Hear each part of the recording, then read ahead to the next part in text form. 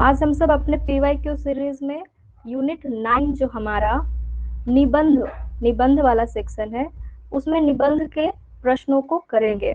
आज हमारा भाग 1 इस क्लास में होगा। ठीक है, भाग 1 ये जो निबंध है, इसमें भाग 1 ही केवल होगा, ये ध्यान रखिएगा, क्योंकि निबंध से अत्यधिक प्रश्न पीवाईक्यू में नहीं पूछे गए हैं और मैं आपको ज्यादातर 2021, 22, 23 के ही प्रश्न करवा रही हूँ। तो इसीलिए जो 21, 22, 23 में आए हुए हैं, लगभग उन्हीं प्रश्नों को मैं लेकर के आई हूँ, एक क्लास में समाप्त हो जाएगी। ठीक है, तो ध्यान से सबसे पहले हम लोग निबंध और प्रकाशन वर्ष को और लेखकों के नाम को देख लेते हैं। सबसे पहले नंबर पर है दिल्ली दरबार दर्पण, निबंध 1877 ईस्वी में लिखा गया है।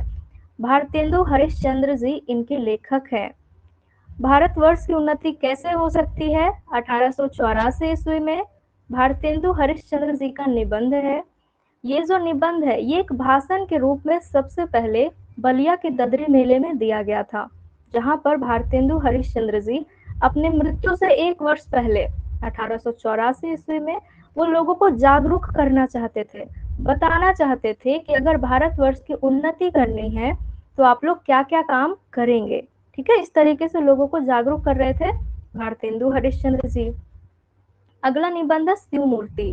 तो शिव मूर्ति का प्रकाशन वर्ष, ठीक है, शिव मूर्ति का प्रकाशन वर्ष ऐसे हमें एग्जैक्ट तो नहीं मिलता, लेकिन 19वीं शताब्दी के अंतिम वर्ष में हुआ है, इतना पता चलता है। लेखक है प्रताप नारायण मिश्र, लेखक है प्रताप नारायण मिश्र।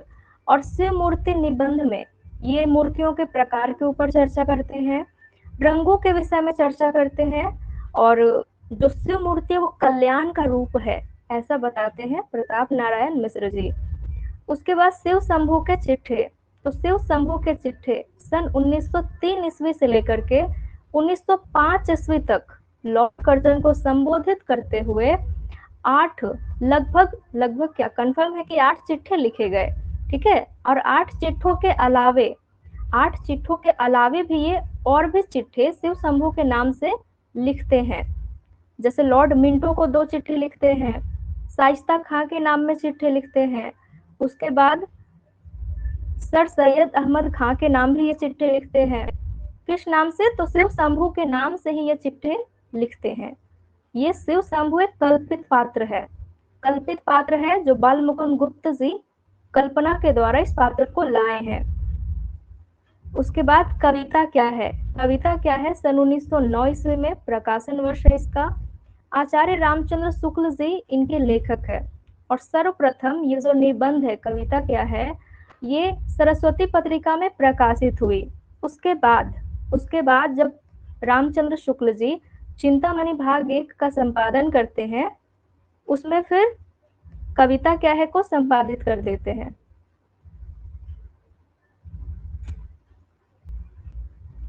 अब अगला निबंध आइए, छठे नंबर पर है नाखून क्यों बढ़ते हैं।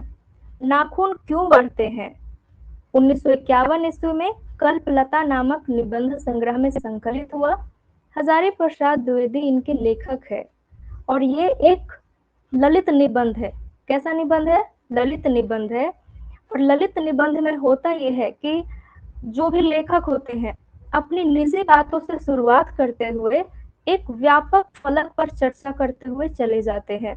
जैसे नाखून क्यों बढ़ते हैं में लेखक की छोटी बेटी सवाल करती है अपने पिताजी से, हजारी प्रसाद द्विवेदी जी से, कि पिताजी आखिर नाखून क्यों बढ़ते हैं। तो हजारी प्रसाद द्विवेदी कुछ जवाब नहीं दे पाते हैं, लेकिन वो सोचने लगते हैं गंभीर होकर के कि सच में आखिर नाखून क्यों बढ़ जाती है, काटने के बाद भी क्यों बढ़ जाती है। तो इस तरीके से वो इसकी चर्चा करते हुए एक व्यापक फलक पर चर्चा किए हुए हैं। आगे प्रश्न है ये, आगे में निबंध है कि मेरे राम का मुकुट भीग रहा है। सन 1974 ईस्वी में लिखा गया विद्यानिवास मिश्र जी का निबंध है, मेरे राम का मुकुट भीग रहा है। इस निबंध में 2 पीढ़ियों को दिखाया गया है। ठीक है, 2 पीढ़ियों को, जो एक पीढ़ी है जो एक शुरू से चली आ रही है और एक जो उसके बच्चे हैं, तो 2 पीढ़ी के बीच का जो अंतराल है उसको दिखाया गया है। ठीक है, कि दोनों में क्या अंतर हो चुके हैं। अगला निबंध है मजदूरी और प्रेम। तो मजदूरी और प्रेम नाम से ही पता चल रहा है कि जो मजदूरी है, मजदूरों की इज्जत करने के लिए ही लिखा गया है, उनसे प्रेम करने के लिए ही ये निबंध लिखा गया है। तो मजदूरी और प्रेम 1962 ईस्वी में अध्यापक पूर्ण सिंह, जिन्हें सरदार पूर्ण सिंह भी कहा जाता है, इन्होंने लिखा है। आगे है कि उत्तरा फाल्गुनी के आसपास 1974 ईस्वी में कुबेर नाथ राय लिखे हुए हैं। ये भी एक ललित निबंध है। और उत्तरा फाल्गुनी के आसपास, तो उत्तरा फाल्गुनी एक नक्षत्र का नाम है। उत्तरा फाल्गुनी एक नक्षत्र का नाम है। वर्षा ऋतु का अंतिम नक्षत्र क्या होता है? उत्तरा फाल्गुनी। उठ जाग मुसाफिर अगला निबंध है, 2012 ईस्वी में लिखा गया है। 2012 ईस्वी विवेकी राय के द्वारा ये लिखा गया है। जब विवेकी राय 88 वर्ष की उम्र में थे, तब इस निबंध को लिखे हुए हैं। ठीक है। उठ जाग मुसाफिर, इसमें वो बता रहे हैं कि मृत्यु जो है, ऐसा नहीं है कि मृत्यु से डर जाना चाहिए। समय के साथ सभी चीजें तो होनी जरूरी है, लेकिन हमें अपने अंदर से जोश को कभी खत्म नहीं करना चाहिए। ठीक है। हमें अपने आत्मा से हमेशा, हाँ, हम ये अपने दोस्त जगदीश बाबू से मिलने जाते हैं और वहीं पर देखते हैं कि जो जगदीश बाबू है वो 95 वर्ष की अवस्था में है, बीमार पड़ चुके हैं, लेकिन फिर भी मृत्यु की बातें ना करके अभी और 1-2 वर्ष में अभी अपने जीवन में आगे और क्या करेंगे इसकी चर्चा करते हैं। तो ये चीज देखकर विवेकी राय थोड़े प्रेरित होते हैं। आगे है संस्कृति और सौंदर्य, 11वां निबंध है, 1982 ईस्वी में लिखा गया, नामो सिंह के द्वारा। संस्कृति और सौंदर्य दूसरी परंपरा की खोज निबंध संग्रह में संकलित है और इसके केंद्र में है हजारी प्रसाद द्विवेदी जी। ठीक है। केंद्र में कौन है? हजारी प्रसाद द्विवेदी जी, इनका नाम याद रखिएगा। चलिए अब बढ़ते हैं प्रश्नों की ओर। तो पहला प्रश्न आपके सामने जो पूछा गया है कि दिल्ली दरबार दर्पण निबंध के अनुसार किलात खां को सब मिलाकर कितनी कीमत की वस्तुएं तोहफे में मिली? दिल्ली दरबार दर्पण जब लगा तो उसमें किलात खां को कितने रुपए मिले? बिल्कुल, सबका सही उत्तर है बी नंबर होगा, 25,000 रुपए दिए गए किलात खां को। किलात खां को क्या तमगा मिला था या नहीं मिला था, वो बता दीजिए। किलात खां को तमगा मिला था? नहीं मिला था। ठीक है। बाकी जितने लोग आए थे दिल्ली दरबार में, सभी लोगों को स्वागत करते हुए तमगा दिया गया। तमगा यानी झंडा, और इस झंडे में महारानी विक्टोरिया के ताज का चित्र बना हुआ था। ठीक है। क्योंकि कहा जा रहा था कि महारानी विक्टोरिया के ताज का ही शासन होगा, मुकुट का ही शासन होगा भारत के ऊपर। 1857 के विद्रोह के बाद ईस्ट इंडिया कंपनी का शासन हट करके महारानी विक्टोरिया का शासन हो गया हमारे भारत पे। तो उसी दिल्ली दरबार में एक श्रीयुत वायसराय है, वो आए हुए थे और सभी को कार्य का विभाजन करके बांट के बता रहे थे कि किन्हें क्या कार्य सौंपा गया है। और मुख्य कौन है? तो मुख्य है महारानी विक्टोरिया।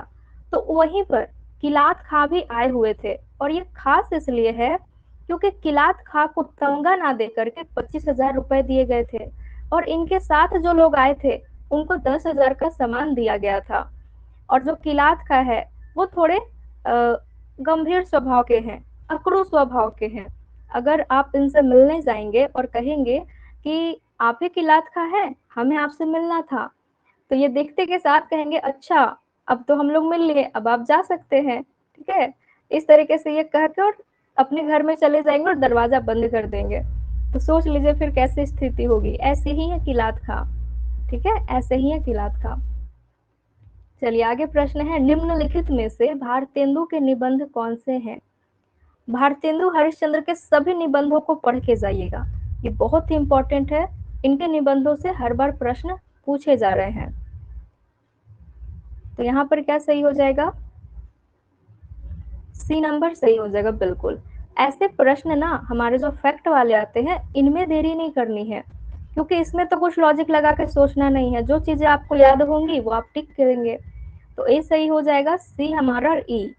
वैष्णवता और भारतवर्ष, लेवी प्राण लेवी, भारतवर्ष की उन्नति कैसे हो सकती है, ये तो हमारे सिलेबस में ही है। तो इस तरीके से सी नंबर हमारा सही हो जाएगा। आगे प्रश्न है, भारतेंदु हरिश्चंद्र के संबंध में सत्य कथन क्या है? ये 11 दिसंबर वाला प्रश्न है। 11 दिसंबर 2023 में जो पूछा गया है, कहा गया है कि उन्होंने हिंदी साहित्य में राष्ट्रीय एवं जनवादी तत्वों को प्रतिष्ठित किया, जनवादी तत्वों को प्रतिष्ठित किया। ठीक है, आगे है कि उन्होंने पत्रिकाओं में आधुनिक कहानी का प्रकाशन आरंभ किया। ठीक है, आधुनिक कहानी का प्रकाशन आरंभ किया। जैसे ही आप पढ़ेंगे, मैं आपको बार बार सिखाती हूँ कि जब भी 4 या 5 कथन वाले प्रश्न आए, तो आप या तो जो जिस भी ऑप्शन में आप कंफर्म सही है उसको छांट लीजिए, या फिर जिस ऑप्शन में आपको लगे कि नहीं ये कंफर्म गलत है उसको छांट लीजिए। अब हम लोग बी को छांट लेंगे, क्योंकि बी हमारा कंफर्म गलत है। कैसे गलत है, थोड़ा सा ध्यान दीजिएगा, यहाँ कहानी की बात हो रही है। कहानी की शुरुआत हुई है द्विवेदी युग से, यानी कि 1900 ईस्वी से, और भारतेंदु युग का समय क्या है, 1850 से लेकर के 1900 ईस्वी तक। और भारतेंदु जी कब तक जीवित रहे, 1850 से 1885 तक। तो अपने समय में भारतेंदु जी कहानी नहीं लिखे, वो नाटक लिखे हुए हैं। ठीक है, कविता लिखे हुए हैं, उसके बाद निबंध लिखे हुए हैं, पर जो कहानी है, कहानी नहीं लिखे हुए हैं। कहानियों का विकास ही उनकी मृत्यु के बाद हुआ, द्विवेदी युग से हुआ। तो यहीं पर हम लोग रुक गए, ये हमारा कंफर्म गलत है। ऑप्शन में आइए, बी जहां उसको काट दीजिए, बी को काट दिए। अब जब ऐसे ऑप्शन को काटिएगा तो फिर जो 2 ऑप्शन आपके पास बचेगा जिसमें कि आप कंफ्यूज होंगे, तुरंत देख लीजिए, इसमें ए है, इसमें भी ए है, यानी ए हमारा कंफर्म सही है, कोई दिमाग नहीं लगाना है। इसमें देखिए डी है, यहाँ पर भी डी है, यानी डी भी हमारा सही है, कोई दिमाग नहीं लगाना है। अब हमें ई नंबर और सी नंबर में छांटना है। ठीक है, अब हमारे पास ई नंबर और सी नंबर है, तो पहले सी को पढ़ते हैं। भारतेंदु ने प्रचलित खड़ी बोली को साहित्यिक रूप दिया, प्रचलित खड़ी बोली को साहित्यिक रूप दिया। ठीक है, आगे ई नंबर पढ़िए, उन्होंने खड़ी बोली में काव्य लेखन किया। अब आप खुद ही सोचिए कि सी और ई में कौन अत्यधिक सही लग रहा है, क्योंकि जो ई नंबर है ये हम कंफर्म गलत, 100% गलत नहीं कह सकते, क्योंकि इनकी 2 कविताएं खड़ी बोली में लिखी गई है, जैसे कि फूलों का गुच्छा, फूलों का गुच्छा ये खड़ी बोली में लिखे हुए हैं। लेकिन जो भारतेंदु हरिश्चंद्र जी 70 कविताएं लिखे हैं, 70 में से अगर 2 खड़ी बोली में लिख रहे हैं, तो फिर हम इसे तो सही नहीं मानेंगे कि उन्होंने खड़ी बोली में काव्य लेखन किया, ये तो नहीं बोलेंगे ना। हाँ, दशरथ विलाप और फिर फूलों का गुच्छा सिर्फ 2 ही इनकी खड़ी बोली में है। लेकिन सी नंबर में है कि भारतेंदु ने प्रचलित खड़ी बोली को साहित्यिक रूप दिया, ये बिल्कुल सही है, क्योंकि शुरुआत से यानी रीतिकाल से ब्रजभाषा चली आ रही थी। ब्रजभाषा के बाद खड़ी बोली को आगे बढ़ाते हैं भारतेंदु हरिश्चंद्र जी, तो सी नंबर हमारा बिल्कुल कंफर्म सही हो जाएगा, 3 नंबर सही हो गया। ठीक है, 3 नंबर हमारा सही हो गया। ऐसे ही प्रश्नों को बनाइएगा, कम समय में अधिक प्रश्न आप बना लेंगे, क्योंकि सबसे बड़ा प्रेशर होता है एग्जाम में हमारे ऊपर समय का। प्रश्न आपको आते रहेंगे, लेकिन समय के अभाव में आप गलत कर दीजिएगा। चलिए आगे प्रश्न है, निम्नलिखित में से कौन सा निबंध भारतेंदु हरिश्चंद्र जी ने लिखा है। फिर से वही चीज, तो रामायण का समय, बिल्कुल सही। ठीक है, रामायण का समय जो निबंध है वो भारतेंदु हरिश्चंद्र जी का है। इनके निबंध को पढ़ के अच्छे से जाइएगा। चलिए अगला प्रश्न है, भारतेंदु हरिश्चंद्र के संबंध में निम्नलिखित कथनों में से सत्य कथन है। ये वाला 11 दिसंबर को पूछा गया था। ठीक है, ये वाला पूछा गया था 11 दिसंबर को। चलिए उत्तर बताइए, फिर मैं बताती हूँ। इसमें भी काट छाट कीजिएगा, तुरंत उत्तर के पास आप पहुंच जाइएगा। इसमें तो कुछ ज्यादा ही गलत ऑप्शन दिया हुआ है, जिसे आप छाट के अलग कर सकते हैं।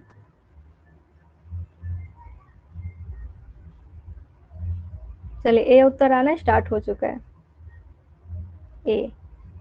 ठीक है, देख लेते हैं। सबसे ए वाला कथन है कि भारतेंदु ने कालचक्र शीर्षक कालचक्र शीर्षक से अपने इतिहास जनरल में 1873 में नोट किया कि हिंदी नए साल में ढली, हिंदी नए साल में ढली। तो हम सब रटे हुए हैं कि हिंदी नए साल में ढली सन 1873 ईस्वी में। ये प्रश्न भी पहले आ चुका है 1 लाइनर में, तो ए नंबर तो हमारा कंफर्म सही है। तो तुरंत ऑप्शन में आइए, ए कहाँ है, ए जहां नहीं मिलेगा उस ऑप्शन को काट दीजिए। ठीक है, क्योंकि आप कहेंगे कि भाई ए तो हमारा सही है, जिस ऑप्शन में ए नहीं है उसको काट दीजिए। अब तुरंत हम लोग क्या देखेंगे, ठीक है अब कोई समानता इसमें नहीं है, बात है बी। भारतेंदु हरिश्चंद्र ने काशी में आर्य नागरिक समाज नामक संस्था का निर्माण किया। नहीं याद है अच्छे से, ठीक है आगे चलते हैं। भारतेंदु हरिश्चंद्र ने आनंद रघुनंदन नाटक लिखा। अब ये बहुत फेमस है, आनंद रघुनंदन नाटक भारतेंदु हरिश्चंद्र जी नहीं लिखे हैं। आनंद रघुनंदन विश्वनाथ सिंह के द्वारा लिखा गया है, जो स्वयं युवराज है। ठीक है, तो विश्वनाथ सिंह के द्वारा आनंद रघुनंदन लिखा गया। और आचार्य शुक्ल जी पहला नाटक, हिंदी का पहला नाटक आनंद रघुनंदन को मानते हैं, उन्हें भी याद रखिएगा। और भारतेंदु हरिश्चंद्र पहला नाटक नहुस को मानते हैं। ठीक है, नहुस को मानते हैं। तो सी नंबर हमारा कंफर्म गलत हो गया, सी नंबर वाले को काट दीजिए। अब बचा क्या आपके पास बताइए। सिर्फ हम लोग 3 ही ऑप्शन पढ़े और हम सही आंसर तक पहुंच गए। ठीक है, अब डी और ई को पढ़ लीजिएगा, ये सही उत्तर है, सही है। ठीक है, ऐसे ही प्रश्न बना के आने हैं एग्जाम में। चलिए आगे प्रश्न देखिए। भारतवर्ष की उन्नति कैसे हो सकती है निबंध में भारतेंदु जी ने सब उन्नतियों का मूल किसे माना। कोटेशन एकदम लिखा गया अच्छे से कि सब उन्नतियों का मूल धर्म में है। किसमें है, धर्म में है। ठीक है, सब उन्नतियों का मूल धर्म में है, ऐसा भारतेंदु हरिश्चंद्र जी बतलाते हैं अपने निबंध में। चलिए आगे प्रश्न देखिएगा। क्या पूछा जा रहा है, कैसे सही है, कैसे सही है। ये कथन लिखा हुआ है, भारतवर्ष की उन्नति कैसे हो सकती है। जब निबंध आप लोग पढ़िएगा उसमें एक जगह पूरा का पूरा कथन ही लिखा गया है कि भारतेंदु जी ने लिखते हैं कि सब उन्नतियों का मूल धर्म में है, सब उन्नतियों का मूल धर्म में है। धर्म को कर्तव्य से जोड़ा गया है, सभी अपने अपने कर्तव्य करते जाइए तो भारत की उन्नति जरूर होगी। अच्छा, ये पहले वाला बहुत पूछ रहे हैं, पहले वाला में क्या है कि ए सही नहीं है, ए ही सही है। हम लोग काट छाट के उत्तर लाए ना। देखिएगा, सबसे पहले हम लोग गलत किए, मतलब हम लोग सही किए सबसे पहले ए को। ठीक है, ए को सही किए। अच्छा, ई वाला है कि भारतेंदु ने भाषा के बारे में लिखा है, परदेसी वस्तु और परदेसी भाषा का भरोसा मत कीजिए। यहाँ से छूट गया है टाइपिंग, यहाँ पर होगा मत कीजिए, ये पूरा था प्रश्न में। ठीक है, अच्छा याद दिलाएं, यहाँ कर लीजिएगा कि मत कीजिए, क्योंकि भारतेंदु हरिश्चंद्र चाहे वो भारत दुर्दशा नाटक लिख रहे हो चाहे निबंध लिख रहे हो, वो हर जगह पर बताते हैं कि परदेसी वस्तु का इस्तेमाल आप लोग मत कीजिए। ठीक है, परदेसी वस्तु और परदेसी भाषा का भरोसा कीजिए ही मत। निज भाषा उन्नति यह सब उन्नति को मूल, बिन निज भाषा ज्ञान के मिटत नहीं को सूल।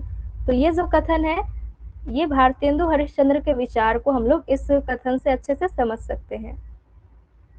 अच्छा, इसी में कंफ्यूज हो गए थे, कोई बात नहीं, लेकिन हम लोग तो ई नंबर तक तो पहुंचे ही नहीं थे, हम लोग सी तक ही पढ़े थे और सही आंसर तक पहुंच गए थे।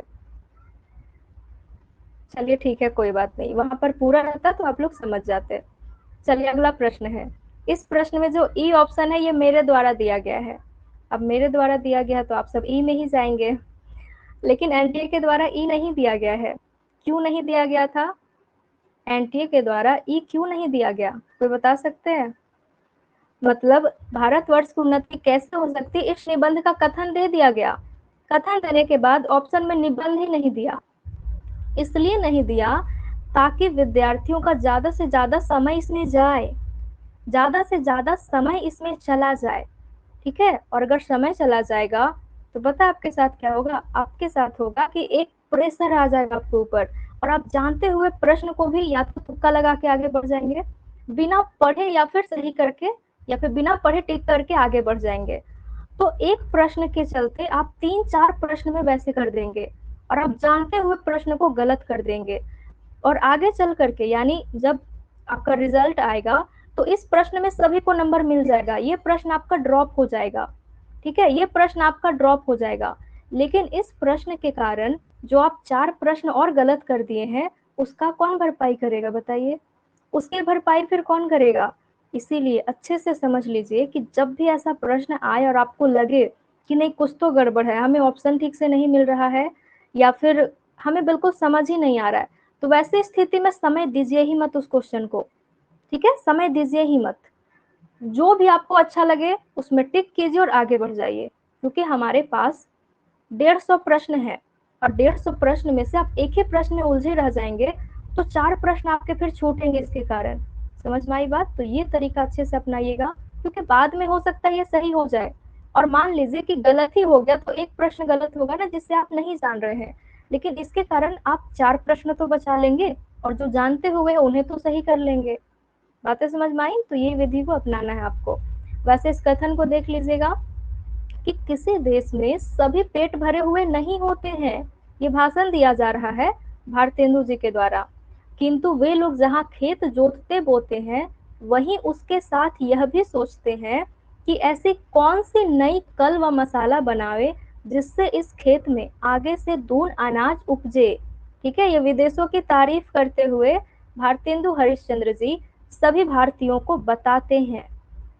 चलिए अब आगे प्रश्न है कि हमारे हिंदुस्तान के लोग तो रेल की गाड़ी हैं, जैसे रेल की गाड़ी आएगा first class, second class, third class, तो आप तुरंत किस में चले जाएंगे? हिंदुस्तानी लोगों को, ठीक है, कहा गया है कि बिना इंजन सब नहीं चल सकती, जैसे ट्रेन बिना इंजन की नहीं चल सकती, वैसे हिंदुस्तानी लोगों को चलाने वाले वो तो क्या नहीं कर सकते हैं। यानी हिंदुस्तानी लोगों को चलाने के लिए भी कोई ना कोई एक नेता होना चाहिए, ये भी बताया जा रहा है, लोगों को जागरूक की जा रही है। यानी भारतवर्षोन्नति कैसे हो सकती है, इस निबंध की पंक्ति है। जब निबंध पढ़िएगा शुरुआत में ये पंक्ति मिल जाएगी। चलिए आगे प्रश्न है, सूची 1 को 2 से सुमेलित करना। यहाँ पर विषय दिया गया है और विषय के साथ यहाँ पर निबंध दी गई है, ठीक है, निबंध दिया गया है। चलिए मिलाना है आपको, मिलाइए सभी विषय से निबंध को।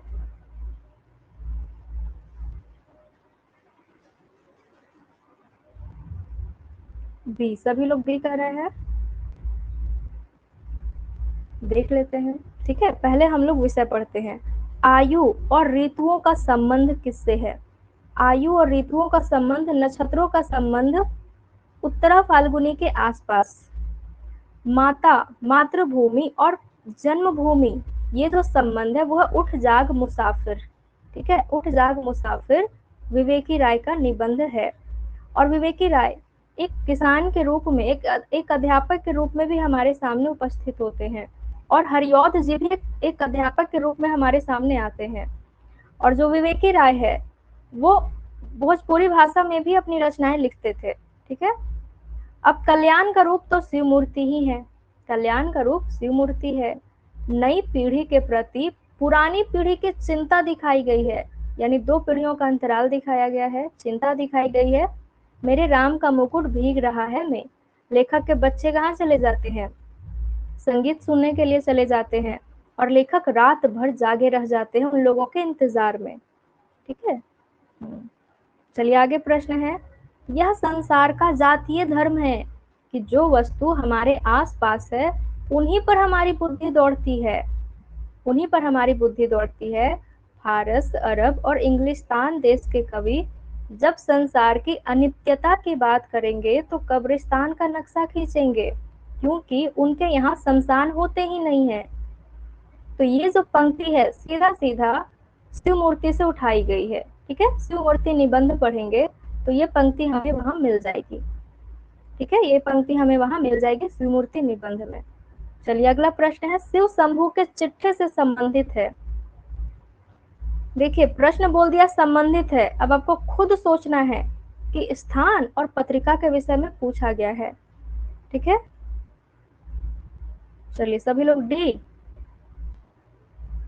चलिए बहुत अच्छा, बिल्कुल कलकत्ता संबंधित है क्योंकि कलकत्ता शहर से निकलता है ये और भारत मित्र पत्रिका में ये छपा सबसे पहली बार, शिव शंभू के चिट्ठे भारत मित्र पत्रिका में ये छपा, यानी कि डी नंबर हमारा सही हो जाएगा। इसमें लॉर्ड कर्जन को संबोधित करते हुए 8 चिट्ठे लिखे गए थे। शिव शंभू के चिट्ठे की विशेषताएं बताइए, क्या विशेषताएं हैं? चलिए सबसे पहले सी नंबर आ रहा है उत्तर, सी। सभी लोग सी, बिल्कुल सही है। ठीक है, क्योंकि देखिएगा कि शिव शंभू के चिट्ठे में लॉर्ड कर्जन को संबोधित करके भारत की स्थिति पर ध्यान दिलाया जा रहा है। तो हमारा ऑप्शन है कि भारतीय राजनीति को उपेक्षा की गई है। सबसे पहले देखिएगा भारतीय राजनीति, भारतीय राजनीति तो स्वतंत्रता के बाद शुरू हुई, उससे पहले तो अंग्रेजों की नीति चल रही थी, अंग्रेजों की नीति चल रही थी ना, वायसराय की नीति चल रही थी, ये तो ऐसे ही गलत हो जाएगा।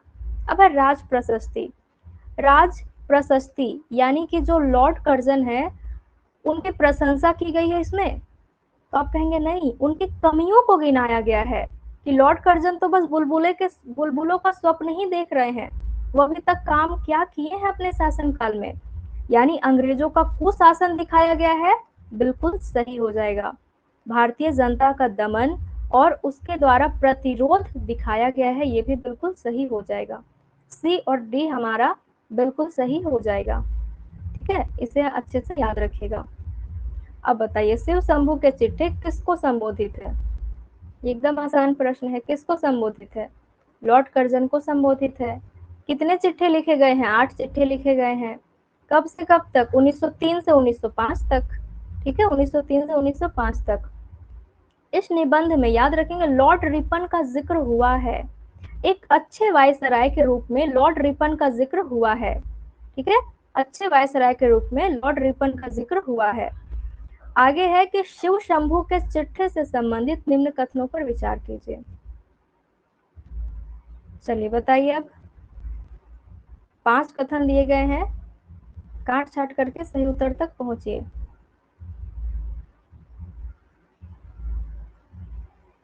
बी, सभी लोग बी उत्तर दे रहे हैं। पीवाईक्यू के जितने प्रश्न हैं आपको याद हो जाने चाहिए।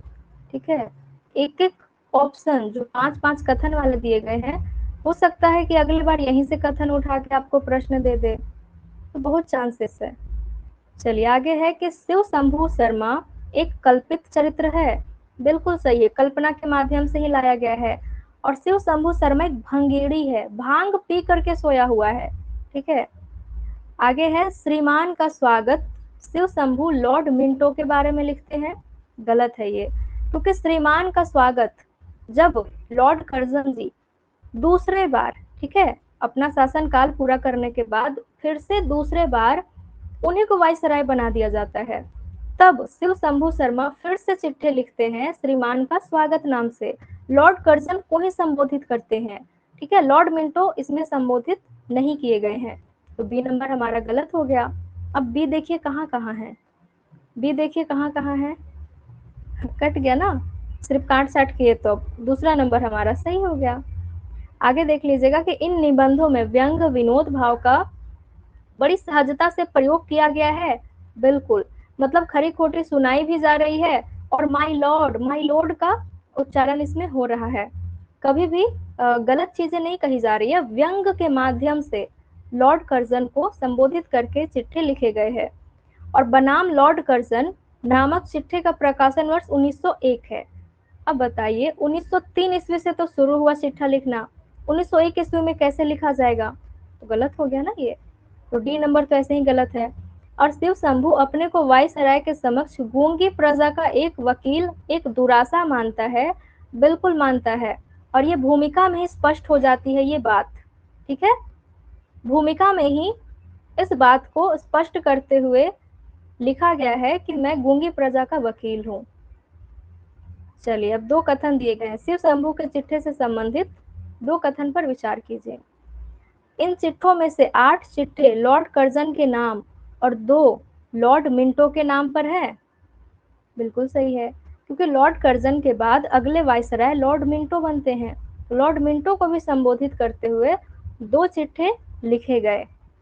आगे है कि खतों में से एक खत गुप्त जी ने, यानी बाल मुकुंद गुप्त जी ने शाइस्ता खां के नाम से फूलर साहब को तथा एक सर सैयद अहमद खां के नाम से अलीगढ़ कॉलेज के छात्रों को लिखा, ये भी सही है। ठीक है, और ये जो सर सैयद अहमद खां है, इनका नाम याद रखिएगा, ये हिंदी के पक्के दुश्मन है।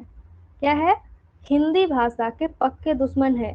ये कहते थे कि हिंदी बहुत मुश्किल जबान है, इसको बोलिए ही मत, और गारसा दत्तासी के साथ मिल करके हिंदी का विरोध करते हैं। इसीलिए हिंदी भाषा के दो विरोधी है, एक गारसा दत्तासी, एक सर सैयद अहमद खां, दोनों को याद रखिएगा। और शुक्ल जी कहते हैं कि गारसा दत्तासी और सर सैयद अहमद खां तो हिंदी के पक्के दुश्मन है, और सर सैयद अहमद खां अलीगढ़ कॉलेज के संस्थापक भी है। ठीक है, निर्माणकर्ता कौन है? सर सैयद अहमद खां ही है। तो हमारा दोनों कथन यहाँ पर सही हो जाएगा, दोनों कथन सही हो जाएगा। चलिए आगे प्रश्न है, कथन एक है, बाल मुकुंद गुप्त द्विवेदी युग के रचनाकार है। बाल मुकुंद गुप्त जी देखिए भारतेंदु युग और द्विवेदी युग के बीच के कड़ी माने जाते हैं, तो ये लेखन शैली तो द्विवेदी युग में ही शुरू किए, इसीलिए कथन हमारा सही होगा। आगे है कि वायसराय का कर्तव्य निबंध में गुप्त जी ने, ये जो वायसराय का कर्तव्य है ये लॉर्ड कर्जन को संबोधित करते हुए लिखा गया है। इसमें कथन है कि वह इस देश की प्रजा का, यहाँ के चीथड़ा पोष कंगालों का प्रतिनिधि होने का दावा रखता है, क्योंकि उसने इस भूमि में जन्म लिया है। तो ये भी बिल्कुल सही हो जाएगा, दोनों ही कथन हमारा सही है। ठीक है, दोनों ही कथन हमारा सही है। अच्छे से कथन को याद रखिएगा, हो सकता है अगली बार घुमा फिरा के पूछ दिया जाए। अगला प्रश्न है, नाखून क्यों बढ़ते हैं? निबंध हजारी प्रसाद द्विवेदी के किस निबंध संग्रह में संकलित है? एकदम आसान प्रश्न। हाँ, सीधा सीधा बता देना, कल्पलता में संकलित है। किसमें संकलित है? कल्पलता में संकलित है। नाखून क्यों बढ़ते हैं, ये एक ललित निबंध है। चलिए, पंक्ति दी गई है, बोला गया किस निबंध से पंक्ति ली गई है। देखिए पढ़ेंगे आपको पता ही चल जाएगा कि मानव शरीर का अध्ययन करने वाले प्राणी वैज्ञानिकों का निश्चित मत है कि मानव चित्र की भांति मानव शरीर में भी बहुत सी अभ्यास जन्य सहज वृत्तियां रह गई हैं। किस निबंध की पंक्ति है? तो नाखून क्यों बढ़ते हैं, बहुत आसान है। लेकिन आप लोग बताइए, अभ्यास जन्य सहज वृत्तियां क्या है? अभ्यास जन्य सहज वृत्तियां कहेंगे किसको? तो ये बताया गया है निबंध में ही कि अभ्यास जन्य सहज वृत्तियां वो है जो बिना अभ्यास के ही बढ़ जाए, जो बिना अभ्यास के ही बढ़ जाए, जिसके लिए हमें कुछ मेहनत नहीं करनी पड़ती है, जैसे कि हमारे नाखून, जैसे कि हमारे बाल, जैसे कि हमारे दांत। ठीक है, हाँ, तो इन चीजों को याद रखिएगा, जो बिना अभ्यास के ही, बिना मेहनत के ही बढ़ जाए, तो ये है अभ्यास जन्य सहज वृत्तियां, अभ्यास जन्य सहज वृत्तियां। चलिए आगे है प्रश्न, नाखून क्यों बढ़ते हैं निबंध से संबंध निम्न कथनों पर विचार कीजिए। अब देखिए 5 कथन आपसे पूछा है और बोला है कि कौन कौन से कथन नाखून क्यों बढ़ते हैं निबंध में है। ठीक है, इसका उत्तर बताइए। ए कह रहे सभी लोग, पढ़ लीजिए अच्छे से, सोच लीजिए। ए,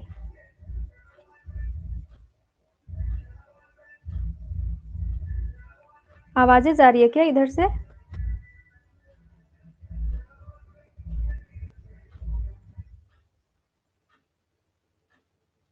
नहीं, चलिए ठीक है, जल्दी जल्दी हम लोग कर लेते हैं। देख लेते हैं कि कुछ लाखें वर्षों की बात है, जब मनुष्य जंगली था, वन मानुष जैसा, उसे नाखून की जरूरत थी। ये बिल्कुल सही है। ठीक है, ये हमारा बिल्कुल सही है। बोला गया है, मनुष्य के नाखूनों की ओर देखता हूँ तो कभी कभी निराश हो जाता हूँ, यह उसकी भयंकर पाशवी वृत्ति के जीवन प्रतीक है। ये भी बिल्कुल सही है। आगे है कि वाल्मीकि के रामायण से पता चलता है कि आज से 2000 वर्ष पहले का भारतवासी नाखूनों को जम के संवारता था। ये एकदम गलत है, क्योंकि आज से 2000 वर्ष पहले लोग जो थे नाखूनों को अपने हथियार के रूप में प्रयोग करते थे, तो वो संवारेंगे क्यों? तो सी नंबर हमारा गलत है, क्योंकि कथन पूछा है ना यहाँ पर, तो रामायण के विषय में चर्चा तो हुई है लेकिन ये कथन की चर्चा नहीं हुई है, तो सी नंबर हमारा यहाँ पर गलत हो जाएगा। और ए और बी तो हमारा सही है, तो जिसमें ए और बी नहीं है उसको, उस ऑप्शन को काट दीजिए। 2000 नहीं, 200 वर्ष पहले था वहां पर। ठीक है, लेकिन रामायण में ये जिक्र नहीं है। ठीक है, आगे है कि समस्त अधोगामिनी वृत्तियों की ओर नीचे खींचने वाली वस्तुओं को भारतवर्ष ने मनुष्योचित बनाया है, यह बात चाहूं भी तो नहीं भूल सकता। ये भी कथन लिखा गया है निबंध में। अब अगला कथन देखिएगा कि विदर्भ देश के लोग उन दिनों बड़े बड़े नखों को पसंद करते थे। तो विदर्भ देश की चर्चा नहीं हुई है, यहाँ पर चर्चा हुई गौड़ देश के लोग। कौन से देश? तो गौड़ देश के लोग बड़े बड़े नखों को पसंद करते थे, गौड़ देश के लोग। ठीक है, तो ये याद रखिएगा, विदर्भ देश की चर्चा नहीं हुई, यहाँ पर ये गलत हो जाएगा, यानी कि ई नंबर हमारा गलत हो गया। तो आप सब बिल्कुल सही है, ए नंबर हमारा सही हो जाएगा। अब देखिएगा यहाँ पर ऐसे कथन बना के दिया ना 5 पंक्तियों में। अब अगली बार प्रश्न देखिएगा कैसे रिपीट किया है। देखिए, एक ही वन लाइनर प्रश्न दे दिया वहीं से उठा के कि किस स्थान के लोग बड़े बड़े नखों को पसंद करते थे। अगर आप वहां ध्यान दिए रहते कि विदर्भ देश के लोग तो पसंद करते नहीं है, तो कौन करते हैं? तो गौड़ देश वाले। आप अगर पढ़े रहते तो अगले बार एग्जाम में आप सही कर लेंगे कि बिल्कुल गौड़ देश के लोग बड़े बड़े नखों को पसंद करते थे। सही हो जाएगा। और दक्षिणात के लोग छोटे नखों को पसंद करते थे। ठीक है, दक्षिणात के लोग क्या करते थे? छोटे नखों को पसंद करते थे। बड़े नखों गौड़ देश, छोटे दक्षिणात। अगली पंक्ति है कि मनुष्य के अंदर पशुता बार बार प्रकट होती है और वह बार बार उसे नष्ट करने की कोशिश करता है। तो ये निबंध पूछा है, तो निबंध बिल्कुल नाखून क्यों बढ़ते हैं निबंध से ली गई है। ठीक है, नाखून क्यों बढ़ते हैं निबंध से ली गई है। चलिए अब अगला प्रश्न है, मेरे राम का मुकुट भीग रहा है, निबंध के पंक्तियों के सही अनुक्रम पर विचार कीजिए। अब पंक्तियां सारी सही है, ठीक है, अब आपको अनुक्रम बताना है कि आखिर किस अनुक्रम, कौन सा कौन सा कथन पहले होगा, कौन सा कथन बाद में होगा, अरेंज करना है आपको। अब यहाँ तो 5 ऑप्शन दे दिया, अगर आप इन पांचों को याद रखेंगे तो अगले वर्ष जो क्वेश्चन पूछा गया है वो इन्हीं पांचों में से एक उठा के पूछ दिया है। ठीक है, चलिए, तो बोला गया है कि बचपन में दादी जाते जाते पर वह गीत गाती, मेरे घर से बाहर जाने पर, विदेश में रहने पर वे यही गीत विह्वल होकर गाती थी कि मोरे राम का भीगे मुकुटवा, मोरे लक्ष्मण के पटुकवा। ठीक है, इस तरीके से पंक्ति है, वो उनकी दादी, लेखक की दादी गाती थी। तो ये उस समय की बात है जब लेखक शांति से घर में बैठे होते हैं, तब चीजों को याद कर रहे थे। अब है कि अभी 2-3 रात पहले मेरे एक साथी संगीत कार्यक्रम सुनने के लिए 9 बजे रात गए, साथ में जाने के लिए मेरे एक चिरंजीव ने और मेरी एक मेहमान जिसका नाम कृष्णा है, तो महानगरीय वातावरण में पली कन्या ने अनुमति मांगी। तो ये जो है ना, ये जो पंक्ति है, सबसे पहले ये घटना हुई थी। ठीक है, तो सबसे पहले जो घटना हुई थी, तो बी नंबर जिसमें पहले होगा वो हमारा पहले हो जाएगा। ठीक है, अब यहाँ पर देखिएगा कि और इतने में पूरब से हल्की उजास आती है, यानी सुबह हो गई। हल्की उजास आती है यानी सुबह हो गई, तो सी नंबर हमारा लास्ट में हो जाएगा। तो सी नंबर लास्ट में किस में है? 3 में है। निबंध पढ़े रहेंगे तो तुरंत बना लेंगे। ठीक है, तो सी नंबर हमारा लास्ट में है, तो सी नंबर हमारा सही हो जाएगा। चलिए, अब यहाँ 5 ऑप्शन को आप पढ़ लिए। अब आते हैं अगले साल क्या क्वेश्चन पूछा गया। तो देखिए, यहीं से एक पॉइंट को उठा के पूछ दिया गया कि मेरे राम का मुकुट भीग रहा है निबंध में मेहमान रात्रि में किस कार्यक्रम में गए थे? किस कार्यक्रम में गए थे? बिल्कुल आसान प्रश्न, संगीत के कार्यक्रम में गए थे। कितने बजे गए थे? 9 बजे गए थे। वापस कितने बजे लौटे थे? बताइए, वापस कितने बजे लौटे थे? बोल के गए थे कि 1-1.5 घंटे में वापस आ जाएंगे, लेकिन 4 बजे सुबह वापस लौटे। ठीक है, 4 बजे सुबह वापस लौटे। चिरंजीव पहले नहीं घर में घुसता, पहले कृष्णा को बोलता है पहले आप जाइए, और कृष्णा जाती है तो बेचारी लड़की है, ऊपर से मेहमान है। अब लेखक उसको डांटे भी कैसे? कुछ नहीं डांटता, फिर वो लोग घर के अंदर आ जाते हैं। चलिए अगला प्रश्न है कि क्रोध मेरी खुराक है, लोभ मेरा नयन अंजन है, और काम भुजंग मेरा क्रीड़ा सहचर है। इसको ही मैं क्रमशः विद्रोह, प्रगति और नवलेखन कहकर पुकारता हूँ। उपर्युक्त कथन में निबंधकार अपने जीवन वर्तमान अवस्था को किस नक्षत्र से जोड़ते हैं? उत्तरा फाल्गुनी के आसपास जब इस निबंध को लिखा जा रहा था, तो लेखक की उम्र है 38 वर्ष। ठीक है, लेखक की उम्र कितनी है? 38 वर्ष है जब वो इस निबंध को लिख रहे हैं। तो स्वयं बताते हैं कि जब मैं इस निबंध को लिख रहा हूँ तो 38 वर्ष की उम्र में हूँ, और बताते हैं कि जब मेरी उम्र 40 वर्ष की हो जाएगी तो मैं उत्तरा फाल्गुनी नक्षत्र में प्रवेश कर जाऊंगा। यानी कि मैं अभी 2 साल पीछे हूँ, तो मैं पूर्वा फाल्गुनी के नक्षत्र में हूँ। ठीक है, खुद बताते हैं इस निबंध में कि मैं पूर्वा फाल्गुनी नक्षत्र में हूँ, और जैसे ही 40वां वर्ष होगा तो मैं उत्तरा फाल्गुनी के नक्षत्र में पहुंच जाऊंगा। यहाँ याद रखिएगा कि इस निबंध में वर्षों को नक्षत्रों से जोड़ा गया है। ठीक है, कि अगर आप 30वां वर्ष है तो आपके सामने क्या स्थिति होगी, आप 45 वर्ष के हैं तो क्या होगा, 40 वर्ष के हैं तो क्या होगा। समझ में आई बातें? और बुढ़ापा कब आता है, इन सब की भी चर्चा हुई है। चलिए इसी प्रश्न में पता चल जाएगा। उत्तरा फाल्गुनी के आसपास निबंध के आधार पर दिए गए विवरणों में, ध्यान से पढ़िएगा, आयु को छोटे से बड़े क्रम में संयोजित करना है। आयु को, ठीक है, आपको पंक्तियों का क्रम नहीं पूछा गया है, आपसे आयु का क्रम पूछा गया है। यानी कि ये प्रश्न को थोड़ा सा कोड से डिकोड करना पड़ेगा, उसके बाद क्रम में लगाना पड़ेगा। तो कोड को डिकोड करने में समय ना व्यर्थ जाए, इसीलिए मैं पहले ही डिकोड करके ला दी हूँ। इसे आप लोग अच्छे से नोट कर लीजिए। बहुत ज्यादा चांस है कि अगले बार हो सकता है कि कोई ना कोई यहाँ से पांचों में से उठा के वन लाइनर में पूछ लिया जाएगा। तो ये यहाँ जो खाली स्थान है ना, इसमें हमको उम्र भरना है। यहाँ भर देंगे हम लोग 45, ठीक है, और बी नंबर में भर देंगे 40। बी ये सब उम्र है, 40, उसके बाद 30 और फिर 38, 30 भर देंगे और यहाँ भर देंगे 38, और ये तो फिर अंत में होगा। ठीक है, अंत में ही तो व्यक्ति की मृत्यु होती है, तो ये अंत की बात की जा रही है। चलिए अब पढ़ के देखते हैं। बोला गया है, लेखक कहते हैं कि 45 वर्ष की उम्र में जरा और जीर्णता की आगमनी का समाचार काल तुरंत दूर से ही हिनहिनाकर दे जाता है। जरा मतलब होता है वृद्धावस्था, यानी कहा गया है कि 45 वर्ष से ही वृद्धावस्था की शुरुआत हो जाती है। ठीक है, वृद्धावस्था की शुरुआत हो जाती है, ऐसा बताते हैं। फिर बोलते हैं कि 40 से ज्यादा असभ्यता, अश्लीलता, अनैतिकता है।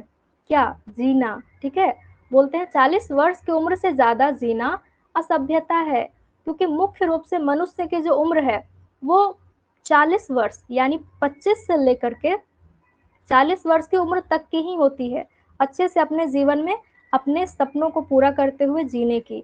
उसके बाद का जो उम्र है वो फिर समझिए कि वृद्धावस्था का आगमन हो जाएगा। फिर उससे ज्यादा जीना असभ्यता है, अश्लीलता है, अनैतिकता है, ये कथन कहा गया है। तो किस उम्र से? 40 की उम्र से ज्यादा।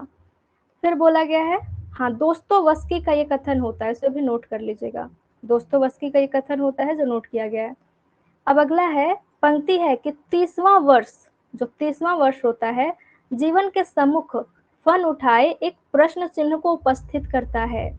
और जो 25वां वर्ष है वो तो सावन मन भावन को उम्र है। लेखक बताते हैं कि 25वां वर्ष सावन मन भावन को उम्र है, लोग मौज मस्ती करते हैं, इधर से उधर टाइम पास करते हैं। लेकिन जैसे 30वें वर्ष में पहुंचते हैं, उनके ऊपर गृहस्थ जीवन की जिम्मेदारी आ जाती है, और 30वां वर्ष उनके सामने फन उठा के खड़ा हो जाता है कि अब क्या, अब तो कुछ ना कुछ करना ही पड़ेगा आपको। ठीक है, इसलिए चीजें है। फिर बोला गया कि जैसे ही 38 वर्ष के होते हैं तो जीर्णता और जर्जरता नहीं है ये, यहाँ यह जरा और वृद्धत्व का प्रतीक भी नहीं है। यानी खुद को जब ये 38 वर्ष की उम्र में लिख रहे हैं तो बताते हैं कि 38 वर्ष का उम्र पूर्व फाल्गुनी उम्र का दौर है, और यहाँ पर जर्जरता और जीर्णता यानी अभी मैं वृद्ध हुआ नहीं हूँ, जब 40 वर्ष का हो जाऊंगा, 45 का हो जाऊंगा, तब फिर वृद्ध हो जाऊंगा। ठीक है, लेकिन अभी अपने आप को 38 का बताते हैं।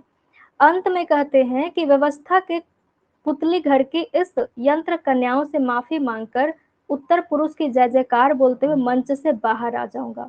मंच से बाहर आ जाऊंगा यानी अंतिम में।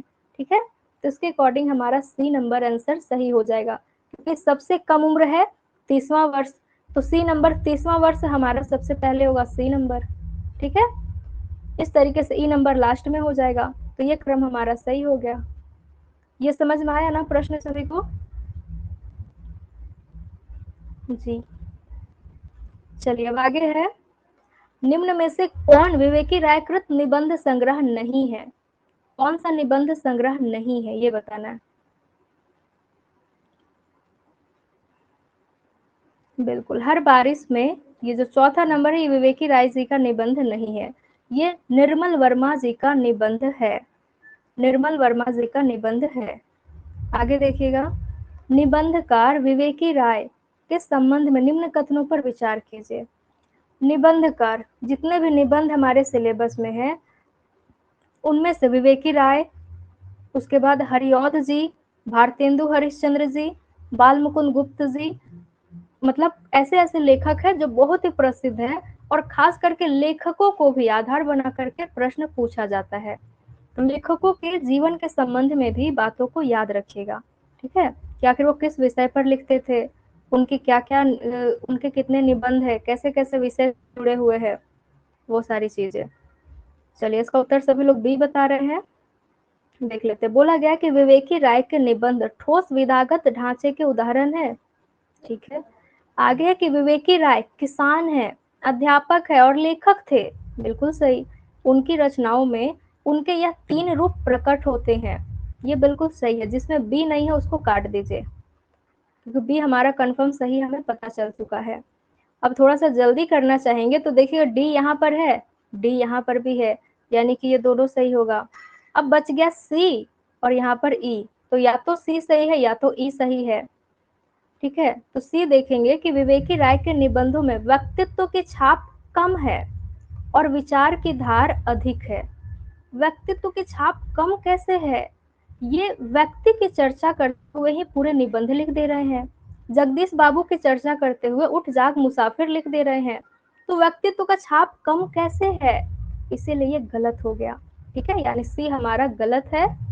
ए नंबर को काट दीजिए और बी नंबर को फिर टिक कर दीजिए, यानी कि बी नंबर हमारा सही हो गया। इनकी भाषा भोजपुरी है, बिल्कुल। और विवेकी राय के निबंध राष्ट्र के प्रति उनकी चिंताओं और सरोकारों का प्रतिफलन है, ये भी हमारा सही हो जाएगा। चलिए, अगला प्रश्न है, संस्कृति और सौंदर्य निबंध मूलतः निम्न में से किस रचनाकार पर आधारित है? यहाँ ध्यान दीजिए, लेखक का नाम नहीं पूछा है, बोला गया है कि ये निबंध के केंद्र में कौन है। इस निबंध में किसके विषय में लिखा गया है? बिल्कुल, हजारी प्रसाद द्विवेदी जी, ठीक है, उत्तर हो जाएंगे हजारी प्रसाद द्विवेदी जी। और ये संस्कृति और सौंदर्य संकलित किसमें है? ये तो निबंध है, किस निबंध संग्रह में संकलित है? तो आप कहिएगा दूसरी परंपरा की खोज। और दूसरी परंपरा की खोज में केंद्र में ही हजारी प्रसाद द्विवेदी जी हैं, ठीक है, दूसरी परंपरा की खोज में। लेखक कौन है? लेखक का नाम बताइएगा, नामवर सिंह। लेखक कौन है? नामवर सिंह है, ठीक है। नामवर सिंह हजारी प्रसाद द्विवेदी को बहुत मानते थे, नामवर सिंह जी हैं। अगला प्रश्न है कि संस्कृति और सौंदर्य जो निबंध लिखा गया है नामवर सिंह के द्वारा, इस निबंध में किस निबंध का उल्लेख नहीं हुआ है? इसमें मुख्य रूप से हजारी प्रसाद द्विवेदी का उल्लेख हुआ है। तो हजारी प्रसाद द्विवेदी के जीवन के साथ साथ उनके कुछ कुछ निबंधों की चर्चा हुई है, लगभग 8 से 10 निबंधों की चर्चा इसमें हुई है, ठीक है। तो यहाँ पूछा है कि आखिर कौन सा निबंध यहाँ पर नहीं है। अशोक के फूल की चर्चा हुई है सबसे शुरू में, विचार और वितर्क की भी चर्चा हुई है, मेघदूत एक पुरानी कहानी इसकी भी चर्चा हुई है। ये सीरीज के फूल की चर्चा नहीं हुई है, ठीक है, लेकिन ये है हजारी प्रसाद द्विवेदी का ही निबंध, याद रखिएगा, ये सीरीज का फूल हजारी प्रसाद द्विवेदी का ही निबंध है। और फिर ये अशोक के फूल, विचार और वितर्क, मेघदूत एक पुरानी कहानी, ये भी हजारी प्रसाद द्विवेदी के ही निबंध है। लेकिन इनके गिने चुने निबंधों की चर्चा संस्कृति और सौंदर्य में की गई है, जो नामवर सिंह जी करते हैं। तो ये 4 वाला जो सीरीज के फूल है, इसकी चर्चा नहीं हुई है। चलिए, अगला प्रश्न है, लास्ट प्रश्न है, संस्कृति और सौंदर्य में आए कथन है। अब आपको कथन बताना है कि कौन से कथन है और कौन से कथन नहीं है। बोला गया अशोक के फूल केवल एक फूल की कहानी नहीं, भारतीय संस्कृति का एक अध्याय है। भारतीय संस्कृति का एक अध्याय है, ये एकदम कथन लिखा गया है, ठीक है, ये कथन आया हुआ है, सही हो जाएगा। और रविंद्रनाथ ठाकुर ने भारत को महामानव सागर कहा। बिल्कुल सही। अगले बार हो सकता है वन लाइनर में पूछ दे, अच्छे से याद रखिएगा, ये कथन नोट किया गया है। बोला गया है द्विवेदी जी जहां संस्कृति की केवल संग्राहकता की हिमायत करते हैं, वहां अज्ञेय जी त्याग का जिक्र करना नहीं भूलते। तो यहाँ क्या कीजिएगा, यहाँ पर गलती की गई है, यानी कि द्विवेदी जी के जगह में अज्ञेय जी कर लीजिए, उल्टा दे दिया गया है, ठीक है। द्विवेदी जी के जगह में अज्ञेय जी कर लीजिए और अज्ञेय जी की जगह में हजारी प्रसाद द्विवेदी कर लीजिए, तब ये कथन बिल्कुल सही हो जाएगा। लेकिन नाम उल्टा कर दिया गया है तो ये कथन गलत हो गया, ठीक है, ये कथन गलत हो गया। सी नंबर को फिर हम लोग काट देंगे। आगे है कि प्रसाद ने रहस्यवाद शीर्षक निबंध में सौंदर्यानुभूति की परंपरा को पुनर्निर्मित करने का प्रयास किया है, ठीक है, सही है। आगे है कि नाट्य शास्त्र में नाटक की उत्पत्ति की जो कथा दी गई है उसके अनुसार देवता के स्थान पर दैत्यों को ही नाटक कर सकने में समर्थ समझा गया था। आपको याद होगा नाट्य शास्त्र भरत मुनि के द्वारा लिखा गया है, भरत मुनि के द्वारा लिखा गया है, जिसमें भरत मुनि शुरुआत में ही लिखे हुए हैं कि कई लोग देवता के पास गए थे जब नाटक की शुरुआत हुई, तो देवता के पास जाके कहते हैं कि हमें मनोरंजन करने का कुछ साधन दीजिए। तो देवता फिर बताते हैं कि आप लोग नाटक कीजिए। क्या करेंगे, नाटक कीजिए। तो मनुष्य ही आगे नाटक करते हैं ना, यहाँ पर दैत्य यानी राक्षसों का क्या स्थान है, कुछ नहीं। तो ये हमारा गलत हो जाएगा, यहाँ गलत बातें लिखी गई है, ठीक है। तो हमारा फिर ये कथन ई नंबर गलत हो जाएगा, ई नंबर को काट दीजिए। बचा क्या, बचा हमारे पास ऑप्शन दूसरा जो कि सही है, ऑप्शन बी हमारा सही है। समझ में आया प्रश्न, बताइएगा। एकदम कैसे छोटे छोटे गलतियां की गई है, एकदम ध्यान देना अच्छे से।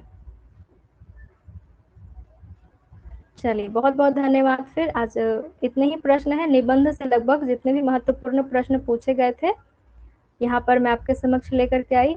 अब कल के क्लास में फिर हम लोग यूनिट 10 के प्रश्न करेंगे, ठीक है, यूनिट 10 के प्रश्न करेंगे। चलिए बहुत बहुत धन्यवाद सभी को।